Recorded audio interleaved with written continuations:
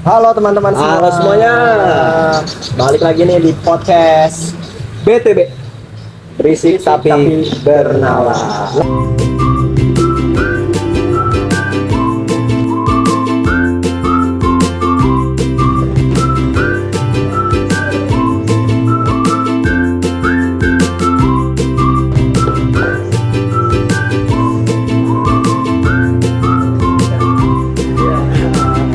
Nah teman-teman, guys, mungkin kali ini kita akan membahas kurang lebihnya yang berkesinambungan dengan hal-hal yang lagi marak nih, terutama yaitu bencana di Sumatera. Saudara kita berdoa semoga di sana mendapatkan hak yang harus mereka dapatkan. Amin. Negara cepat ditangani oleh Amin, pemerintah amin, juga amin. ya.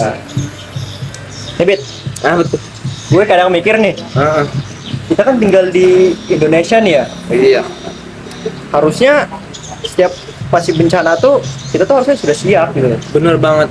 Tapi kenapa kita tuh masih kayak kurang persiapan gitu tuh? Nah itu juga yang gua kadang-kadang bikin mikir dua kali gitu sama kondisi negara kita. Seharusnya terutama pemerintah gitu ya, tinggal di Indonesia. Jadi pemerintahan Indonesia harusnya tahu Indonesia itu letak geografisnya itu menjadi titik hubung di antara tiga lempeng.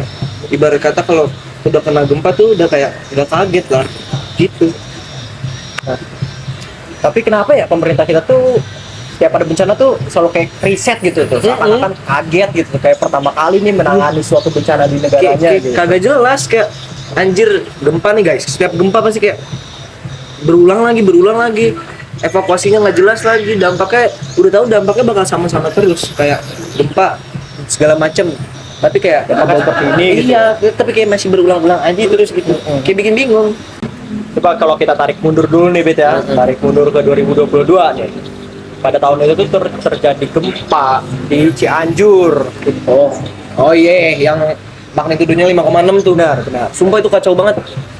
Itu nyampe ada 60.000 rumah hancur. Itu yang pertama. Terus korban jiwa tuh nyampe 600. Bayangin korban meninggalnya 600. Kayak oke deh, emang itu kan pemicu dari alam ya. Tapi kan at least pemerintah menambahkan apa ya, sistematika buat para korban gitu loh. Penanggulangannya gimana segala macam. Oh iya. Tapi gue juga keinget nih. Gue tuh pernah baca salah satu sumber juga pada tahun itu tuh, dari informasi lah, dari mana-mana, dari internet segala. Itu tuh jumlah data-data korban-korbannya tuh sempat berubah-berubah tuh, tidak stabil. Bener banget. Itu kalau menurut gua salah satu kesalahan yang paling fatal dari berubah-ubahnya data kan. Itu ibarat kata kan kebijakan itu kayak dasar dari semuanya gitu loh. Kalau kebijakannya itu udah nggak jelas, ntar ke belakang-belakangnya tuh keputusan yang diambil juga bakal ya nggak tahu tujuannya kemana ya. Kayak tidak terarah lah ya. Benar banget.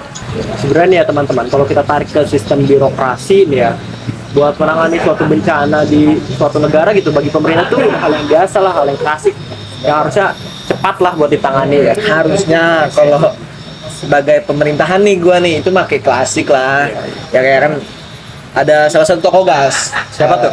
Weber namanya, si Weber. Max Weber bener banget. Max Weber tuh pernah menyatakan bahwasanya birokrasi ini itu suatu hal yang rasional, ya kan ya. Aturan, hierarki itu tuh yang bikin semuanya tuh jadi tertib gitu. Tapi yang gue denger juga nih ya, fakta di lapangannya tuh orang tuh masih banyak kayak nunggu makan, nunggu posko kayak tempat buat mengungsi, butuh obat-obatan. Nah itu kalau menurut si Weber itu tuh disebut iron cage guys. Jadi kerangka besi yang suatu hal yang harusnya bisa membantu tapi malah jadi tembok penghalang buat suatu kebijakan. Jadi kayak seolah-olah tuh negara tuh hadir, tapi tidak sesuai gitu ya berjalannya. Kayak setengah-setengah lah. Bener banget. Jadi kayak ibarat kata kayak negara tuh kayak mahasiswa yang absen tapi nggak ikut kuliah. Jadi kayak saya hadir tapi masyarakatnya nggak merasakan dampaknya gitu. Oke, gue paham. Berarti kalau kayak gitu tuh, dari obrolan kita nih ya teman-teman ya, yang gue tangkap sih kayak bencana-bencana itu tuh sebenarnya ujian juga sih buat negara sih ya. Iya. Bedakan sih buat negara itu Bener banget. karena Kayak- tidak bisa ditebak ya. Iya, karena ya kayak negara tuh dapat ujian dadakan buat melatih kecepatan mereka, kepekaan, dan juga nggak lupa soal nurani. Ya kan, yang tadi gue bilang, alam tuh kayak cuma pemicu, gas. alam ya kita kan nggak bisa ngatur gempa kapan segala macam, tapi kan sistem yang bergerak ke depannya gitu, yang mengatur segala macam Berarti gitu. sistemnya harusnya berjalan sesuai struktur yang sudah dibuat lah. Bener Tidak banget. setengah-setengah hanya membuat Iya. struktur tapi tidak berjalan sesuainya ya. Nah, sebenarnya ya semua ini berat sih, tapi ya Serakal.